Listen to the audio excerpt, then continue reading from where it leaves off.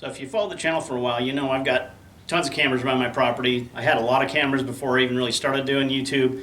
Then I've got several more added. I've got a few channel partners that like us to check out their cameras and give them a good thorough test and review for you guys. One camera type I've never had is a doorbell camera. Fortunately, one of our partners has asked us to check out their doorbell camera. This is a Camstro Doorbell Camera, and we're going to get this installed today. Hopefully we'll give you a good demonstration of how this works if you're interested in one of these or in the market for one. With this one, it does have an SD card built into it that you can record directly locally. You don't have to get their cloud program. You might want to think about it. This does record locally onto the device. Worst case scenario, somebody could rip this off the house, so you might want to consider using their cloud recording program for the app so that any events will get recorded to the cloud. So if somebody does take this, you'll still have that footage. So it could be a good idea to take advantage of their cloud services. We'll look at a couple of their different options for their plans when we get into the app and set that up. Just know you don't have to do that. So that's a nice feature about this one. You've got your video coverage on the SD card. You can download that from your phone or pull this off, take the SD card out, put it on your computer. So that's what's pretty attractive. It's pretty reasonably priced. So let's get the unboxing done, take a look and see what you get in the package, and then we'll get it installed and see how it works. Let's see what you get in the package with your doorbell alarm here. Let's open the box and see what you get. There's some QR codes on the side to get the app. So anyway, let's crack it open, see what comes in the box. It is a fairly simple package. There's not much to it. Small manual, quick start guide. One thing I always look for to see if the whole manual is in one language or if it's like one page per language. It is all English all the way through. Got 19 pages. Fairly thorough manual. A lot of good information in there, appears to be. One thing I was surprised at how big these are. I've never had one, so I didn't really know how to, the scale of it, but it's a little bit bigger than I thought they were, but I guess that makes sense. You gotta have battery in there, camera, everything. Nice looking unit. That aside, and you got your interior doorbell module. This does require some batteries. Comes with 3 AAA batteries. So 3 AAAs for that. It does have a USB-C port on it. I guess you can keep this charge plugged in with that. We'll take a look at the manual. I thought it was just battery powered only, but I guess you can power it off a USB if you want. 3 buttons on the side of it. Let's see what else we get in here. So we got some drywall style anchors. I am going to be mounting it my stucco outside. I have a couple options which we'll talk about when we're to that point. And you get some double-sided adhesive pads, and you've got a tool here. This tool is to get it off of the mount. So when you need to get it out of there, there's a little hole in the bottom of it. You just put it in there and it pushes in a little clip, and then the whole thing lifts up. Let me show you what that looks like. This little button right here, and it's spring loaded. It's not just a bendy plastic thing, so that's kind of cool. I think that will survive a lot longer having an actual spring loaded button, but when you put it through that hole, it just pushes on that little spot right there, so it pushes in. So that looks pretty good. And of course you get your USB-C cable. This is for charging the doorbell unit, and obviously I haven't had it installed for any length of time. My research and looks like about every 3-4 weeks or so you might have to recharge it. And I suppose that probably depends a lot on how many people come to your door and wake the thing up and have it take pictures and video. So, but anyway, that's what that's for. I'll also experiment with the USB on this and see if it actually gets powered off of that. So you could have the option to not use batteries and just use a USB cable for that. So that's all you get in the box. Pretty simple, straightforward. All right, let's do a little experiment, and as long as we're sitting here, let me plug in a USB to the doorbell module and see if it turns on just with the USB power. So we'll plug that in, USB-C, hook it up to this, see if it wakes up. Let's quickly power this thing on and see if it is already linked up to that. So to power it on, you hold this thing down for 3 seconds. To power it off, you hold it for 5. So 1, 2, 3. Okay, so now it's awake. Now I haven't bound this up to my phone yet, so as of right now, just straight out of the box, I think it'll work with the doorbell. Okay, so you can hear it here, but it is also working, so it does work straight off the USB if you don't want to use batteries for some reason. Probably probably the ideal thing when you use the USB and batteries. That way, if the power was out, you would still have the thing working. And I get the batteries in. I can unplug this. All right, let's go over some of the basic operations of the unit while we got it here on the bench. It's a little easier to talk about and demonstrate. Over here on the left-hand side, we've got a little rubber weather seal to keep it from the elements. You pull that out, you've got the USB-C connector. Hopefully that's visible. And there's a little reset button in there that you can use for resetting the unit if necessary. Down here in the bottom is a port for the micro USB, and it says it'll accept up to 128 gigabyte micro SD card. And I would probably recommend using a class 3 or better, just to make sure it'll record your video smoothly as possible. So we'll get a SD card for that. It does not come with the micro SD card. You got to add that yourself. Nothing on the other side. On the back here, there's no buttons or anything, just some data.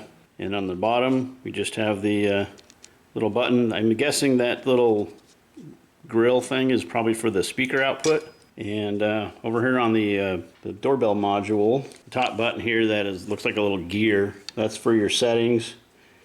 The middle button is a volume control. 1, 2, 3, 4. So it looks like there's 4 different volume settings. We'll leave it on the low one for now, but once we get it installed, probably want to turn it up so you can hear it throughout the house. And then the bottom one is a ringtone select. You can change what it sounds like when somebody rings. So let's hit that. So we got the regular doorbell, which is probably one I'll use, but let's see, that's 1. Oh, that's the second one. 2, 3, 4. Anyway, you got 4 different ringtones that you can set it to with 4 different volumes. Okay, but we just still don't have it hooked up to the phone, so let's go ahead and do that now. We'll set the alarm module to the side, and I'll bring the phone in here. I'll do a little screen capture of this so you can see what we're doing when we set this up. So here's what this is on the Google Play Store. If you have an iPhone, I don't have that, so you'll have to, it'll probably look a little bit different, but the Google Play Store, this is what your app will look like when you go to install it. Just so you know you're getting the correct one, that little icon there, and called CloudEdge. So see here we're going through the download. We'll speed through this so we can get to the end. Okay, now we're got the CloudEdge downloaded. We'll open it. Then we'll go ahead and create an account. You get that sign up now button down below. Put your email in there, create a new account. Unfortunately, that is something you have to do. Pretty much all these products, you're going to have to make an account so you can use their app. Agree to the user terms. Click next. You don't have to agree to receive additional promotional activity messages, but click next. Create a nickname for it and set up your password. You gotta allow notifications, so if you want to get the ringtone to come through in any video, you do need to allow it to run in the background so that it can pop up when somebody rings the doorbell. So yeah, make sure it lets you do it in the background. Okay, our app's been installed. Now we want to add the camera to the app. You can scan a code to add it, or you can add it manually. Okay, so I'm going to restart this so now we can add it. Let me turn this back off. So hold it for 5 seconds. Okay, so now I've turned that off. The Bluetooth method is recommended for installing or setting up the doorbell camera. You can also do it via Wi-Fi, but so first thing you want to do is turn on the doorbell camera. So we hold that again for 3 seconds to power it on. 2, 3, and we'll get the red flashing ring around the button. Scan the QR code of the body. So we got a QR code on the back you can scan.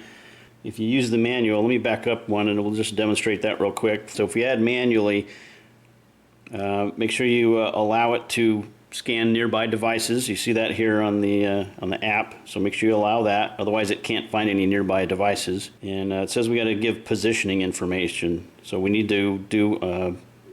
Let's do while using the app.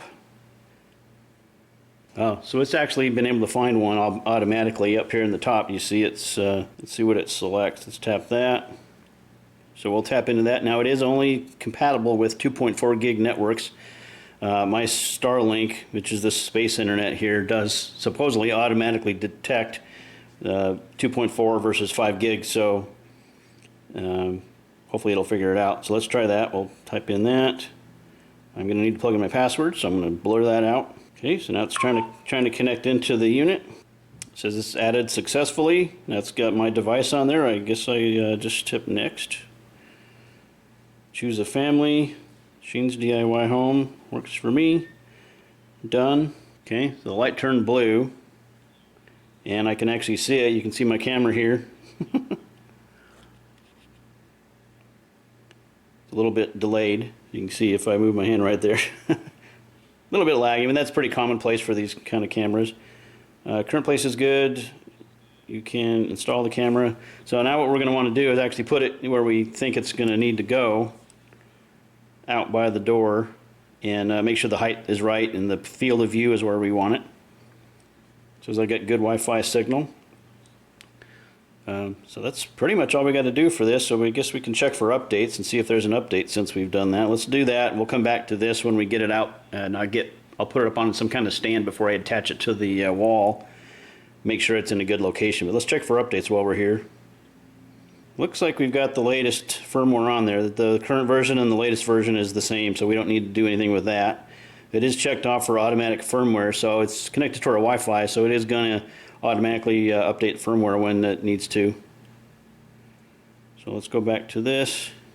So sit tight, and I'll go get the camera set up, and we'll be back with you shortly.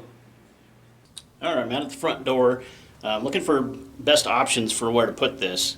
Our other doorbell is over here. I think I'm just going to center it about right there, and then that allows you to see the whole scene. If somebody's at your door, you can see everything. Odds are, you can see right at the side of their head, and they're probably going to look over at the camera at some point if they're pushing the button to ring it. So I think that's ideal. So let me mark this. Let me get this marked, and I'll get it screwed up. I did decide to put some Gorilla Tape on here, a little bit heavier duty double-sided adhesive to just make it hold that much better. So I'm going to leave that on there.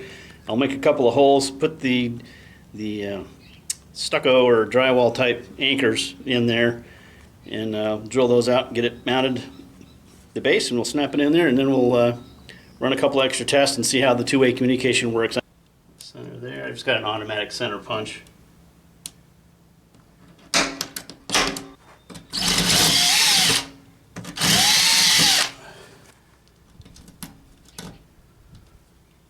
Better.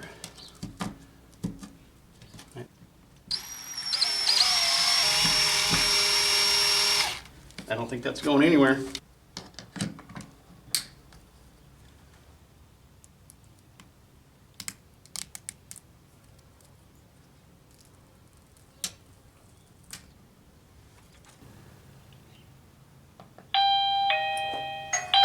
So if the phone's on, I do get a pop-up here.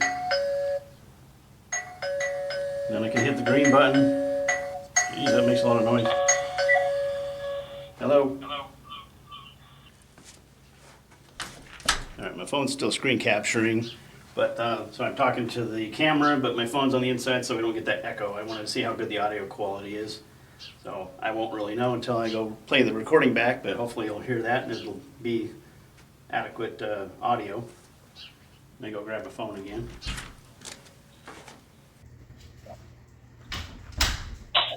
Alright, my phone's still screen capturing, but so I'm talking to the camera, but my phone's on the inside so we don't get that echo. I want to see how good the audio quality is. So I won't really know until I go play the recording back, but hopefully you'll hear that and it'll be adequate audio. Let me go grab my phone again.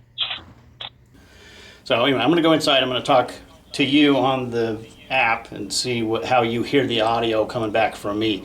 And I also want to demonstrate, I have the ability to change my voice on here from my original, and then also there's a clown voice, and then there's uncle. So if you're a female or a kid talking on this and you don't want whoever's at the door to know you're a kid or a female or whatever, you can set uncle voice, and it's really deep, and I'll demonstrate that, and I'll say which one it is when I do it. So watch, I'm going to go in the house. Alright, so this is how the audio sounds on the doorbell camera. I'm talking into my phone. Hopefully you can hear me. So this is going to be the clown voice.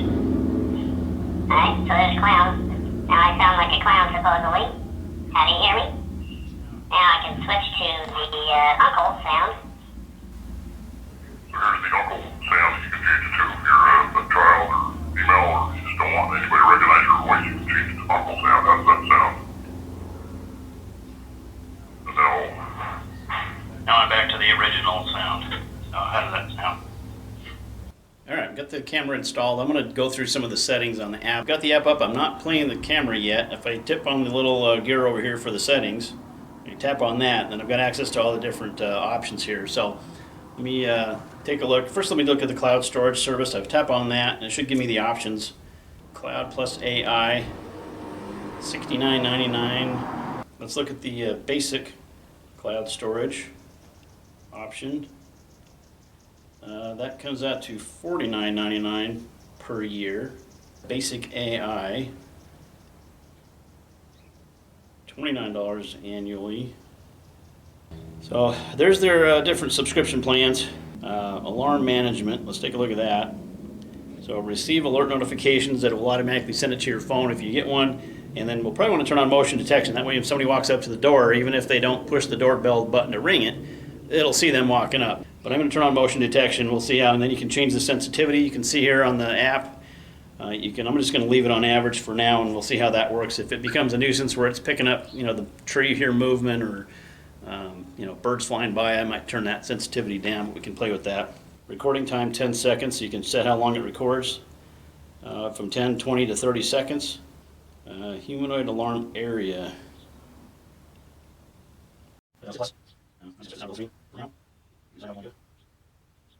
So anyway, you can play around with that and see how you want to work that to make sure that you've got your area covered that works for you, and hit save. So it even without the cloud thing going there, you are going to get a snapshot of the thing, and then if I play it back, I don't know if that's using local recording or what. I don't have an SD card in there yet. Oh, SD card not detected. So it's actually not recording that right now, so I can't even play that back. Normally you could play those little events back via SD card. So you do get a quick snapshot. View image. Okay, it does save the image to your phone as a recording, so that's good. So even if without the SD card in there, I can see the snapshot if somebody's walking up. All right, so I went through the sharing process with my wife. We got both of our phones set up and linked up, and I can confirm if somebody rings the doorbell, both of our phones would ring and let us answer it. So either one of us could answer the phone and communicate with whoever's at the door. Both phones are getting the notification of motion. And so yeah, you get told, redundant control, so whoever's home can get it. I mean, if I'm on the road traveling or she's not home, we'll get that notification anywhere you have cell phone or internet service. So that's pretty cool, and it's good that any one of us can answer that phone. I don't have to be the one that's always paying attention to that. If she's here and she needs to answer that, she can do it. So pretty neat. So far, it's good. The sound quality seems pretty decent. I did a bunch of tests, off camera with my wife answering the phone and my son and I out here talking to it. I tell you, that clown voice is hilarious. We were crying, laughing, and then of course that uncle voice is kind of deep. My son said it kind of sounds like Kevin McAllister on Home Alone when he slows his recording down to sound like an adult. Plaza Hotel Reservations, may I help you? howdy do.